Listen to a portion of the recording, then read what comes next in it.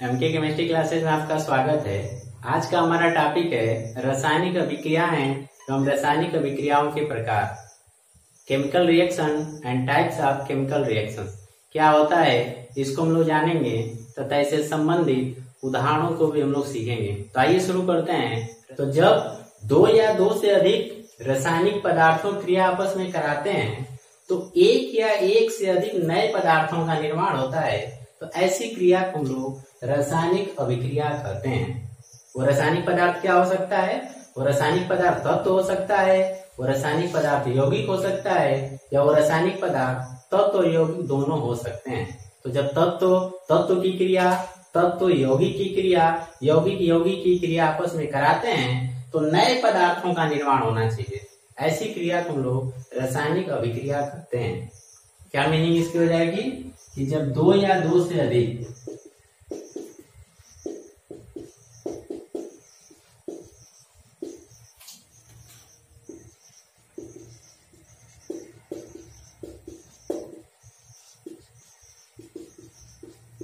ठीक है, जब दो या दो से अधिक पदार्थों की क्रिया, और वो पदार्थ कैसे होने चाहिए? रासायनिक पदार्थ। और अभी मैंने बताया रासायनिक पदार्थ के रूप में हमको क्या लेना है, या तो तत्व लेना है या तो यौगिक लेना है। तो जब दो या दो से अधिक पदार्थों की क्रिया आपस में कराते हैं तो एक या एक से अधिक, ये शर्त है रासायनिक अभिक्रिया में कि एक या एक से अधिक नए पदार्थों का निर्माण होना चाहिए। यदि नए पदार्थ का निर्माण उस क्रिया के फलस्वरूप नहीं हो रहा है तो उसको हम लोग रासायनिक अभिक्रिया नहीं कहेंगे। तो रासायनिक अभिक्रिया में नए पदार्थों का निर्माण होता है, ऐसी क्रियाओं को हम लोग रासायनिक अभिक्रिया कहते हैं। आइए कुछ उदाहरण इसके लेते हैं। जैसे सबसे कॉमन उदाहरण इसका हम लोग ले सकते हैं, जैसे दूध से दही का बनना। दूध से दही का बनना किस प्रकार की क्रिया है? तो एक रासायनिक अभिक्रिया है। क्या होता है इसमें? एक्चुअल में बच्चों, दूध जो होता है उसमें एक शर्करा होती है। शर्करा का नाम क्या होता है? लैक्टोज। दूध में जो शर्करा होती है उसका नाम होता है लैक्टोज। और जब उसमें हम लोग थोड़ा सा दही मिला देते हैं तो लगभग 10 से 12 घंटे बाद ये दूध दही में कन्वर्ट हो जाता है। एक्चुअल में हम लोग उस दूध में जो दही मिलाते हैं उसमें हम लोग एक बैक्टीरिया मिलाते हैं। क्या मिलाते हैं? बैक्टीरिया, जिसको हम लोग हिंदी में कहते हैं जीवाणु। और उस जीवाणु का नाम होता है लैक्टोबैसिलस। जब ये लैक्टोबैसिलस थोड़े से दही की मात्रा के साथ दूध में आता है तो 10 से 12 घंटे में अपनी संख्या को बढ़ाता है, और साथ ही साथ दूध में जो लैक्टोज नामक शर्करा होती है उसको वो लैक्टिक अम्ल में बदल देता है। किसे बदल देता है? लैक्टिक अम्ल में, या लैक्टिक एसिड बोल सकते हैं इसको। यही कारण है, देखिए एक चीज इसको और जानेंगे कि जब भी जो कोई भी शर्करा होगी तो उसका जो टेस्ट होगा, स्वाद होगा, वो होगा मीठा। और जब भी कोई एसिड या अम्ल होगा उसका स्वाद होगा खट्टा। तो दूध जो होता है वो हमको इस लैक्टोज शर्करा की वजह से हल्का मीठा लगता है, बट जैसे ही वो दही में कन्वर्ट होता है उसमें लैक्टिक अम्ल बन जाता है, और इस लैक्टिक अम्ल की वजह से उसका टेस्ट जो होता है वो खट्टा हो जाता है। तो आपने देखा कि यहाँ पे जो बैक्टीरिया लैक्टोज को लैक्टिक एसिड में बदल दिए तो नए पदार्थ का निर्माण हो गया, और जैसे ही नए पदार्थ का निर्माण होगा हम लोग उसको रासायनिक अभिक्रिया कहेंगे। तो इससे सिद्ध होता है कि दूध से दही का बनना एक रासायनिक क्रिया है, एक रासायनिक अभिक्रिया है। आइए दूसरा उदाहरण लेते हैं। दूसरा उदाहरण हम लेंगे लोहे पर जंग का लगना। दूसरा उदाहरण क्या है? लोहे पर जंग का लगना। लोहा क्या है?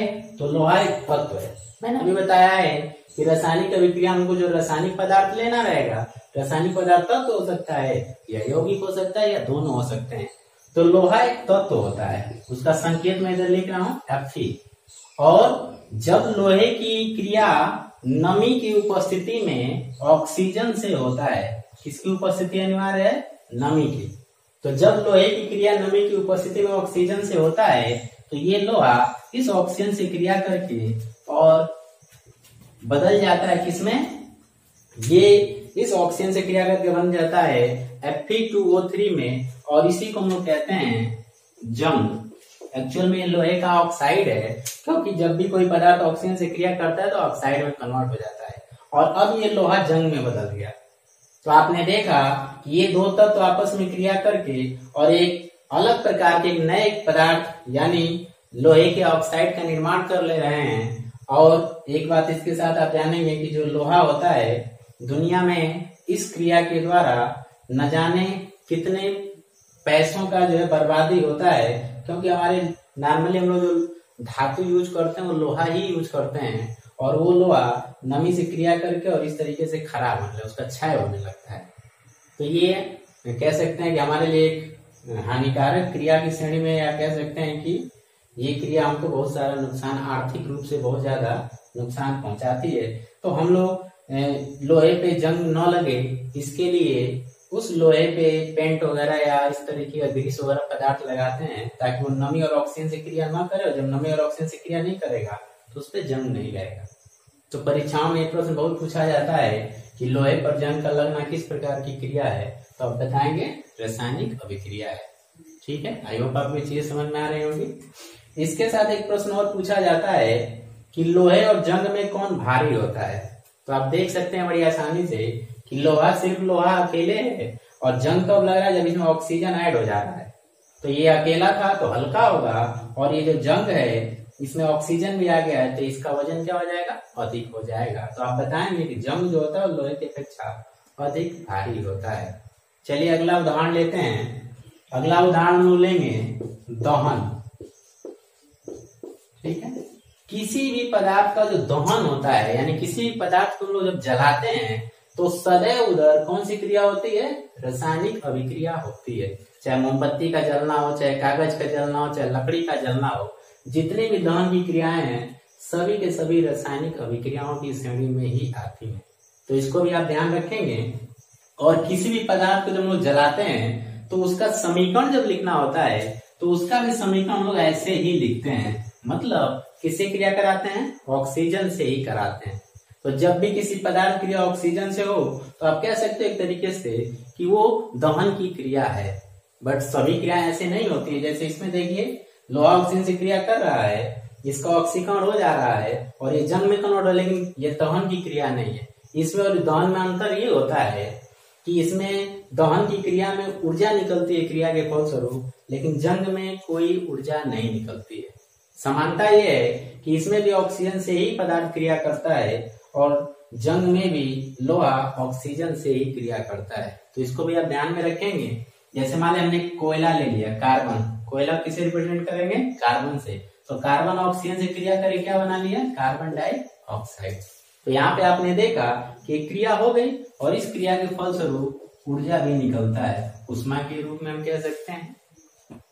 तो जितने भी पदार्थों की दहन की क्रिया होगी सभी की सभी रासायनिक अभिक्रिया की श्रेणी में ही आता है। तो इस तरीके से आपने देखा कि दूध से दही का बनना, लोहे पर जंग का लगना, दहन, ये सभी के सभी रासायनिक अभिक्रिया की श्रेणी में आती हैं।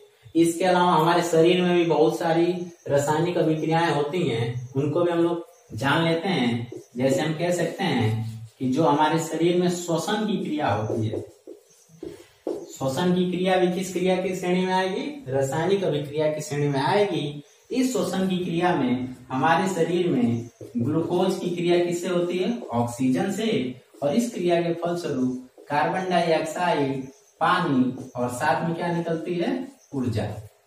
तो आप कह सकते हैं कि श्वसन जीवधारियों के शरीर में होने वाली एक रासायनिक अभिक्रिया है। और भी बहुत सारी क्रिया ले, जैसे प्रकाश संश्लेषण को भी आप ले सकते हैं, जिसके द्वारा पेड़ पौधे अपना भोजन बनाते हैं। तो प्रकाश संश्लेषण भी रासायनिक अभिक्रिया की श्रेणी में ही आता है। तो आई होप आपको रासायनिक अभिक्रिया की मीनिंग और उससे संबंधित तमाम उदाहरण भी समझ में आ गए होंगे। अब हम लोग चलते हैं अगले टॉपिक पे, जो इसी से जुड़ा हुआ है कि जब किसी रासायनिक अभिक्रिया को हम एक समीकरण के माध्यम से व्यक्त करते हैं तो उसको हम लोग कहते हैं रासायनिक समीकरण। तो अभी हम लोग थोड़ा सा रासायनिक समीकरण के बारे में जानेंगे, फिर उसके बाद हम लोग रासायनिक अभिक्रियाओं के प्रकार के बारे में जानेंगे। नोट कर लीजिए इसको। फिर हम लोग शुरू करते हैं रासायनिक समीकरण। आइए शुरू करते हैं रासायनिक समीकरण। रासायनिक समीकरण इंग्लिश इसको बोलते हैं केमिकल इक्वेशन। क्या होता है, अभी मैंने आपको बताया है कि रासायनिक अभिक्रिया को जब हम लोग एक समीकरण के माध्यम से रिप्रेजेंट करते हैं, व्यक्त करते हैं, तो उस जब रासायनिक अभिक्रिया को एक समीकरण के माध्यम से हम लोग व्यक्त करते हैं तो उस समीकरण को हम लोग कहते हैं रासायनिक समीकरण, केमिकल इक्वेशन। ये समीकरण की मीनिंग वैसे ही है जैसे आप मैथ में पढ़ते हैं समीकरण। क्या मीनिंग होती है समीकरण की? इस समीकरण में दो पक्ष होता है, दायां पक्ष और बायां पक्ष, और साथ ही साथ दायां पक्ष बायां पक्ष के हमेशा बराबर होना चाहिए। सेम उसी तरह की चीजें यहाँ भी होती हैं, बस अंतर ये है कि उसको रिप्रेजेंट करने का तरीका थोड़ा सा अलग होता है और इसको रिप्रेजेंट करने का तरीका थोड़ा सा अलग होता है। कैसे, आइए चेक करते हैं। अभी आपने पीछे एक क्रिया देखी थी कि जब लोहा ऑक्सीजन से क्रिया करता है तो बनाता है लोहे का ऑक्साइड, और ये क्रिया है। ये कैसी क्रिया है? तो रासायनिक अभिक्रिया। इस क्रिया को यानी लोहे पे जंग के लगने की क्रिया को मैंने एक समीकरण के माध्यम से इधर लिखा है। तो ये समीकरण चूंकि रासायनिक अभिक्रिया का समीकरण है, इसीलिए इस समीकरण को हम लोग कहेंगे रासायनिक समीकरण। क्या इसकी विशेषता होती है कि रासायनिक समीकरण को तीर का प्रयोग करते हैं। एक पक्ष तीर के पीछे होता है, एक पक्ष तीर के आगे होता है। समझ में बात आ रही है? दूसरी विशेषता इसकी अच्छा एक चीज और, तीर का भी वही मतलब है जो अन्य समीकरणों में बराबर यानी इक्वल का मतलब होता है, अर्थात ये तीर भी इन दोनों पक्षों को बराबर करके इंगित करती है। तो इसको भी आप लोग ध्यान रखेंगे। तीर के पीछे जो पदार्थ होते हैं इनको हम लोग एक नाम देते हैं, और नाम इनको हम लोग देते हैं अभिकारक। इंग्लिश में इसको हम लोग बोलते हैं रिएक्टेंट। क्या बोलते हैं? रिएक्टेंट। और तीर के आगे जो पदार्थ होते हैं इनको हम लोग बोलते हैं उत्पाद। इंग्लिश में इसको बोलते हैं प्रोडक्ट। नाम से ही स्पष्ट है, आप देख सकते हैं अभिकारक। अभि का मतलब अभिक्रिया। कैसी अभिक्रिया? तो रासायनिक अभिक्रिया। और कारक का मतलब करने वाले। तो रासायनिक समीकरण में जो पदार्थ क्रिया में भाग लेते हैं यानी जो क्रिया करते हैं उनको हम लोग कहते हैं अभिकारक, और क्रिया के फलस्वरूप जो नए पदार्थ प्राप्त होते हैं, क्योंकि मैं बार बार बता रहा हूं कि रासायनिक अभिक्रिया में नए पदार्थों का प्राप्त होना मस्ट होता है, तो जो नए पदार्थ प्राप्त होते हैं उनको हम लोग कहते हैं उत्पाद। क्लियर है? अब एक और विशेषता कि मैंने कहा कि ये तीर जो एरो होता है ये हमें बताता है कि दोनों पक्ष जो होते हैं वो दूसरे के बराबर हैं। तो एक चीज और कि इसको हमको बराबर करना पड़ता है। जैसे आप देख रहे हो कि इधर लोहे का एक परमाणु है, इधर लोहे का दो परमाणु है, तो इसको बराबर करने में इधर 2 से मल्टीप्लाई कर देते हैं।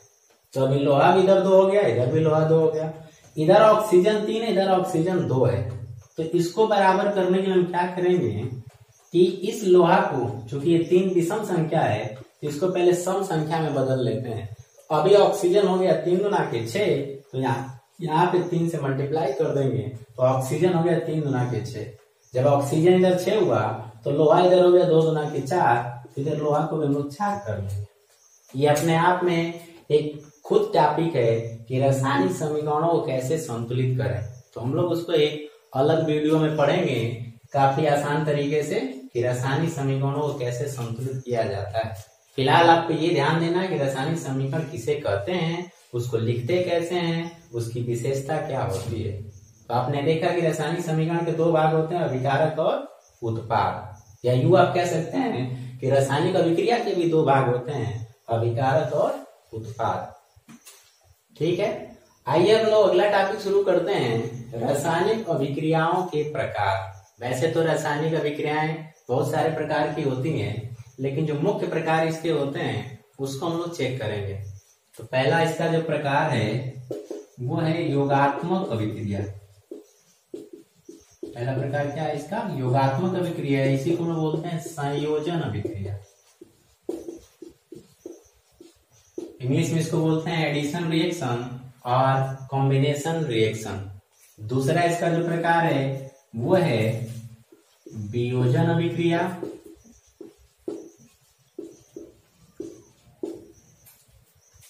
जिस प्रकार से ये संयोजन अभिक्रिया है, ठीक उसी का उल्टा होता है वियोजन अभिक्रिया। इसको हम लोग अपघटन अभिक्रिया भी कहते हैं, डिकम्पोजिशन रिएक्शन भी इसको बोला जाता है। अगला इसका जो प्रकार है वो है विस्थापन अभिक्रिया। अगला इसका प्रकार जो है विस्थापन अभिक्रिया है, इसको हम लोग प्रतिस्थापन अभिक्रिया या सब्स्टिट्यूशन रिएक्शन भी कहते हैं। चौथा इसका जो प्रकार है वो है द्विविस्थापन अभिक्रिया। क्या इसका नाम है? द्विविस्थापन अभिक्रिया, या इसी को हम लोग बोलते हैं उभय अपघटन अभिक्रिया।